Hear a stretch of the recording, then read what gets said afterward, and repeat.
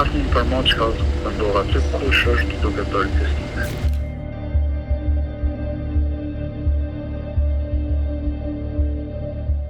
Më dojë 24 sheshor 2025 është bërë testimi i urës së Ibrit.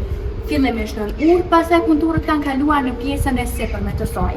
Rreth orës 12:30 kanë ardhur kamionet. Zëvendësministri në detyrë infrastrukturës Susan Durmishi ka thënë për Kallxo.com se testimet nuk po i bën ministria, duke shtuar se nuk është në dieni se kush po i bën të njëjtat.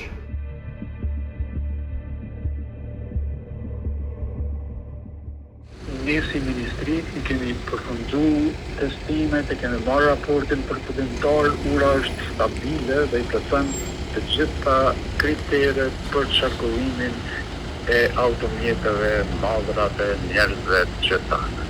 Nuk kam asnjë informacion që ka ndodhur aty kush është duke bërë testime. Do me thënë ju si ministri nuk keni të i bo këto të sodet, i keni bo të vitit të kaluam.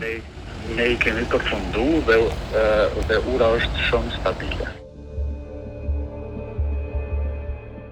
Kallxo.com merr vesh me burime se testimi është duke u kryer nga institucioni i BE-s në Kosovë.